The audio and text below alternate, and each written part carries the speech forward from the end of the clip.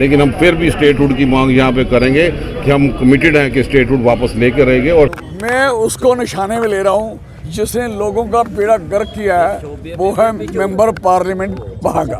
PMO में बैठ के एक पैसे का काम नहीं किया, एक धेले का काम नहीं किया, और लोगों से इतनी बदतमीजी से मिलते हैं। I am sorry for that. और किसी को बुलाया तक नहीं, किसी गांव में नहीं की, किसी एरिया में नहीं घूमे।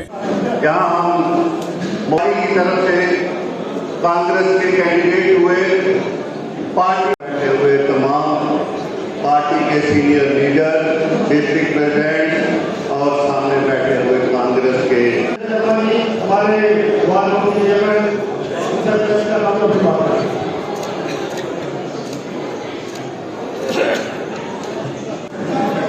Senior vice president Virendra Sharma ji, party के जम्मू से कैंडिडेट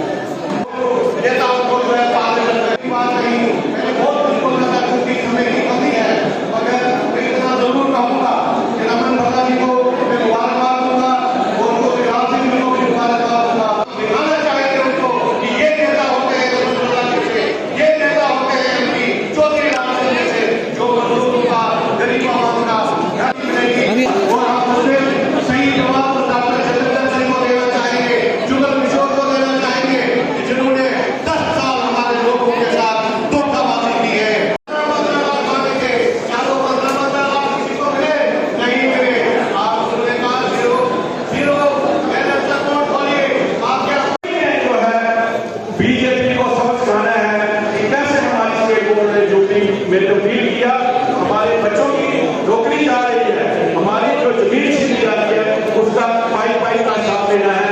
इसलिए सब मिलकर कांग्रेस के हाथ मजबूत करने हैं। मैं इतना ही कहते हुए जो हमारे स्वागत करता हूँ।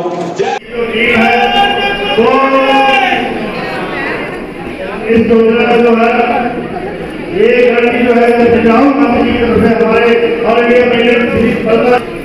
जैसे कि हमारी सरकार है, जहाँ जहाँ पर भी कांग्रेस पार्टी की सरकार है वहाँ पर ये व्यक्ति जो है ऑलरेडी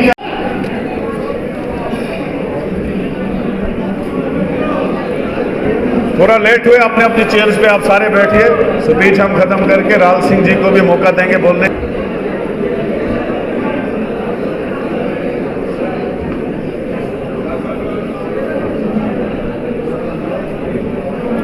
दरवाजा देख रहा था हम आए।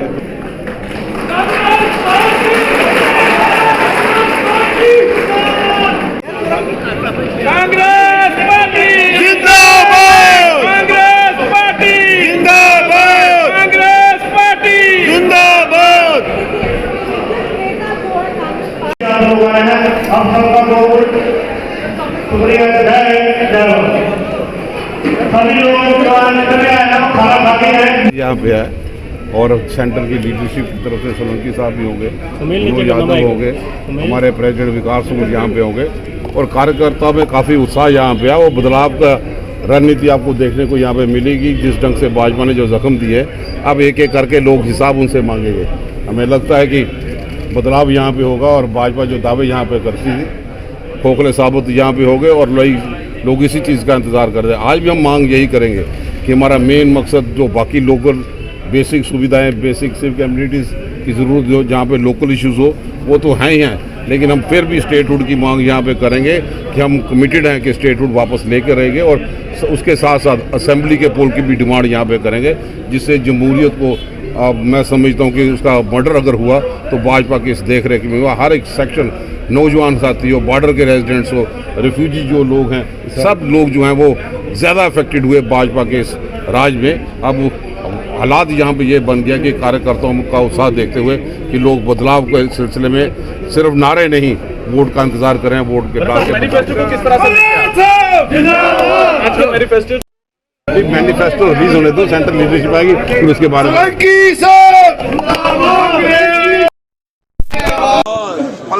क्या लग रहा है? फिर क्या हुआ? तो साहब कोई साजिश लग रही है? ये आपको पता होगा, साजिश तो हम सदियों से बोलते आ रहे हैं। अरे जो साहब ये बताइए, आपको टिकट मिला है आपकी पुरानी कॉन्स्टिट्यूंसी से, कैसे इसे देखते हैं? और कंपटीशन जो है सीधा आपका मोदी से है।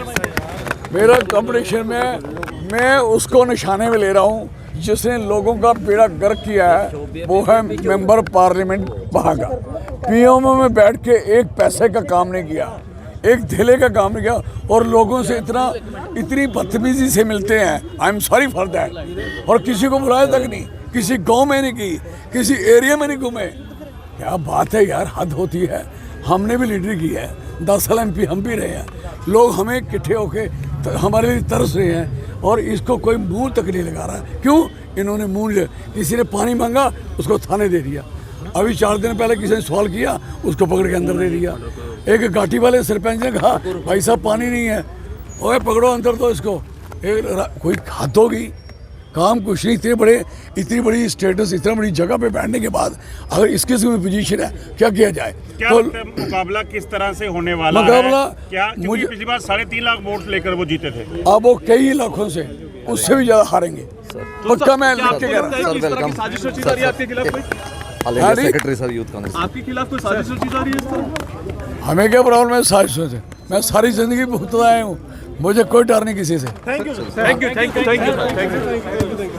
उतर गई है, जो रणनीति है कांग्रेस पे काम कर रही है, और किस तरह से जो बदलने के लिए आगे जो है कांग्रेस काम करेगी? देखिए, कांग्रेस पार्टी ने जम्मू की दोनों सीटों का डिसीजन ले लिया। हालांकि बहुत सारे कैंडिडेट थे, चाहते थे, लड़ाई करना चाहते थे, अच्छे थे, उसके बावजूद ये चयन जनता के भले के लिए किया गया है, जम्मू कश्मीर के विकास के लिए किया गया है।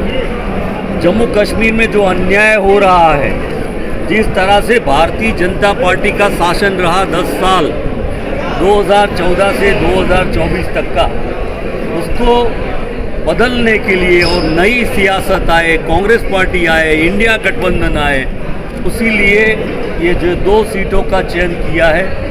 आप देखते हैं हर नागरिक के, सिविलियन के मुंह पर जो खुशी की लहर है, वो बताती है कि ये लहर पूरे जम्मू और कश्मीर में फैल जाए। सर, मुद्दे कौन से रहने वाले इस बार जो चुनाव में मुख्यतः सामने आएंगे? ये हमने बताया, हमारा 5 न्याय का मुद्दा है, जिसमें युवाओं, महिलाओं, श्रमिकों, किसानों और भागीदारी। डेमोक्रेसी का मतलब है, democracy means what? For the people, by the people end of the people. आज तो डिक्टेटोरियल राज है, यहाँ जम्मू कश्मीर में भी अनुभवी है, और हम जानते हैं कि जो लोग आज यहाँ पार्लियामेंट में हैं, रूल कर रहे हैं, वो भी अनडेमोक्रेटिक है।